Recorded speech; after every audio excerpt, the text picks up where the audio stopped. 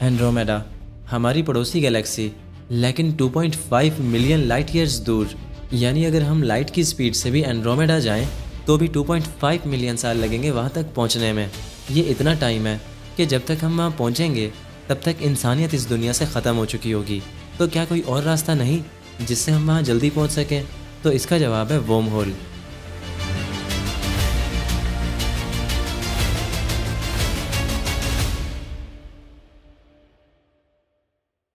दोस्तों, last time मैंने worm holes पर एक वीडियो बनाई थी जिसमें मैंने वर्म होल्स की कहानी को अच्छे से एक्सप्लेन किया था कि वर्म होल्स क्या होते हैं, ये स्पेस में क्या काम करते हैं और इनका आइडिया हमें आया कहाँ से था। लेकिन एक सवाल जो मैंने उस वीडियो के एंड पर छोड़ दिया था वो था वर्म होल कैसे खुला रहेगा।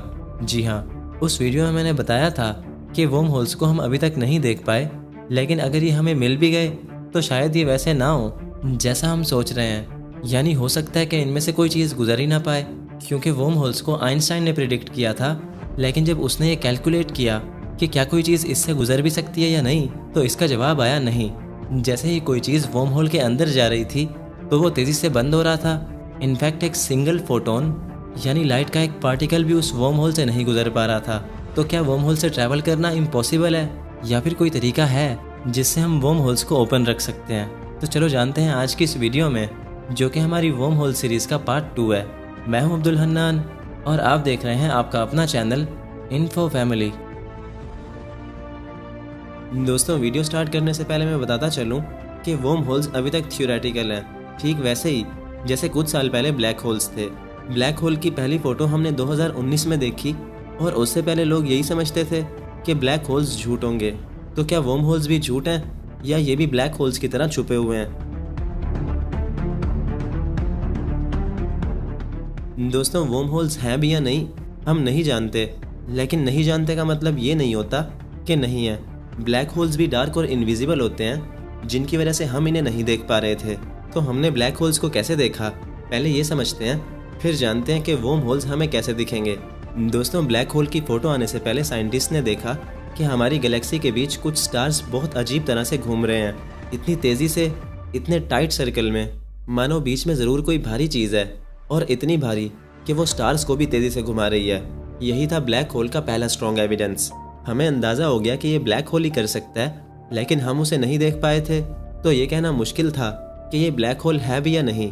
तो ब्लैक होल हमारे लिए मिस्ट्री थे अंटिल 2015, क्योंकि 2015 में कुछ ऐसा हुआ जो बिल्कुल अनएक्सपेक्टेड था। अर्थ से 1.3 बिलियन लाइट ईयर्स दूर 2 ब्लैक होल्स टकरा गए थे, जिनकी ग्रेविटेशनल वेव्स हमने डिटेक्ट कर ली थी। हम उन्हें टकराता हुआ तो नहीं देख पाए, बट हमने उनकी आवाज़ सुनी जो इतनी क्रीपी थी जिसे सुनने के बाद आप भी डर जाओगे। तो ये थी उनकी रियल साउंड।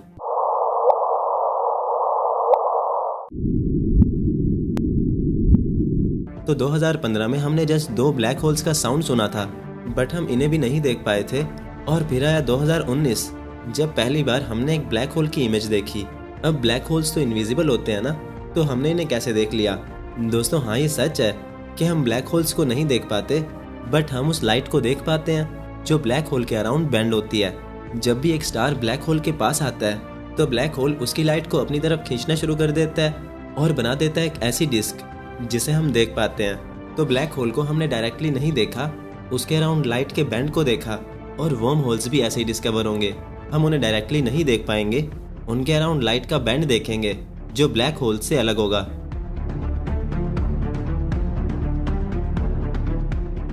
दोस्तों, अब बात कर लेते हैं उस सवाल की जो मैंने पिछली वीडियो में छोड़ दिया था कि वर्म होल कैसे ओपन रहेगा। दोस्तों, अगर हमें वर्म होल मिला तो उसका ओपन रहना ज़रूरी होगा, वरना हम उससे ट्रैवल नहीं कर पाएंगे।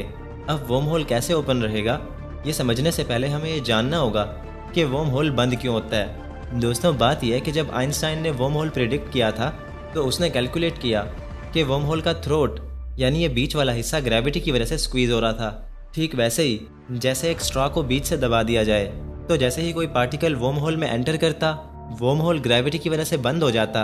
और यही वजह थी कि आइंस्टाइन को अपना ये आइडिया बेकार लगा। आइंस्टाइन ने तो अपना ये आइडिया मैथ समझकर छोड़ दिया, लेकिन वर्म होल का आइडिया इतना अच्छा था कि साइंटिस्ट इसे लेकर क्यूरियस रहे। और 50 साल बाद एक साइंटिस्ट ने वर्म होल का टॉपिक फिर से छेड़ा, और इस बार जो हमने देखा उसने हमारी सोच को हमेशा के लिए बदल दिया।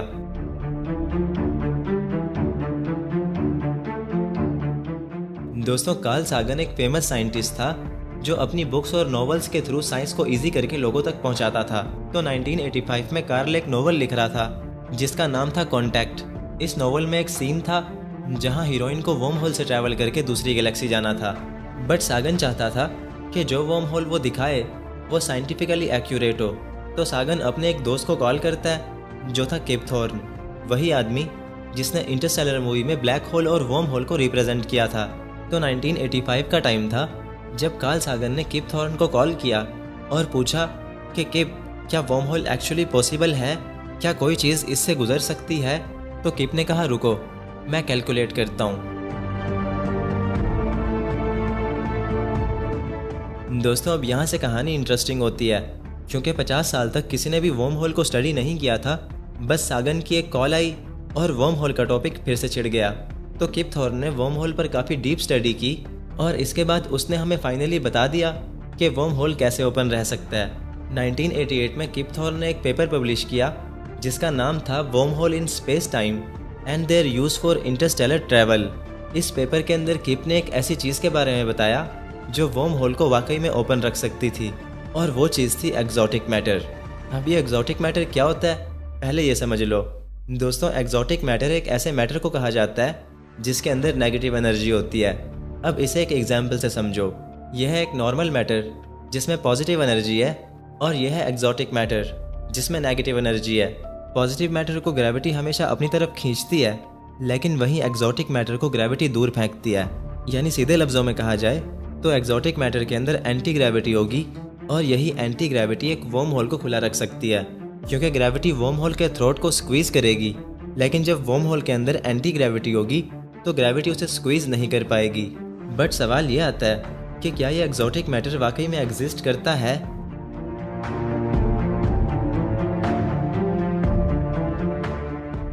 दोस्तों, साल था 1948 जब हेनरिक कैज़ेमिर नाम का एक फिजिसिस्ट वैक्यूम पर रिसर्च कर रहा था, और इसी रिसर्च के चलते उसने एक ऐसी चीज़ ढूंढ निकाली जो नेगेटिव एनर्जी शो कर रही थी।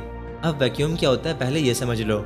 दोस्तों, वैक्यूम एक्चुअली खाली जगह को कहा जाता है जहाँ कुछ भी नहीं होता, और स्पेस को भी एक वैक्यूम समझा जाता है। तो कैज़ेमिर ये देखना चाहता था कि क्या वैक्यूम वाकई में खाली होता है या फिर इसमें भी कोई चीज़ मौजूद है जो हमें नज़र नहीं आती।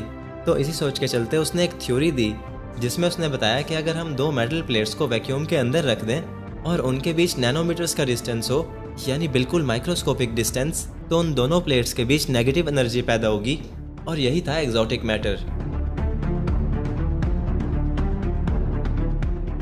वेल दोस्तों, एक्जॉटिक मैटर तो मिल चुका था, लेकिन सवाल ये आता है कि क्या ये एक्जॉटिक मैटर काफ़ी था एक वर्म होल को खुला रखने के लिए? तो इसका जवाब है नहीं। वर्म होल को ओपन रखने के लिए ये एक्जॉटिक मैटर काफ़ी नहीं था। ये इतना कम था कि वर्म होल तो दूर की बात, इससे एक छोटा सा पार्टिकल भी नहीं गुजारा जा सकता था। एक वर्म होल को ओपन रखने के लिए हमें एस्ट्रोनॉमिकल अमाउंट चाहिए जो अर्थ पर जनरेट करना इम्पॉसिबल है। तो क्या एक्जॉटिक मैटर के अलावा कोई दूसरा रास्ता नहीं जिससे हम वर्म होल को ओपन रख सकें? तो इसका जवाब है हाँ।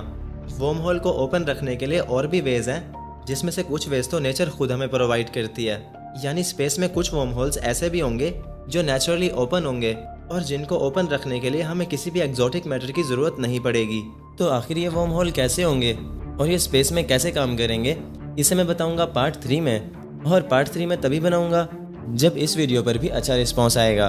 तो वीडियो को लाजमी लाइक करो, और अगर ऐसे ही स्पेस वीडियोस देखना पसंद करते हो तो मुझे फॉलो और सब्सक्राइब करके रख लो, और स्क्रीन पर जो वीडियो पसंद आ रही है उसे ओपन कर लो। मिलते हैं नेक्स्ट वीडियो में।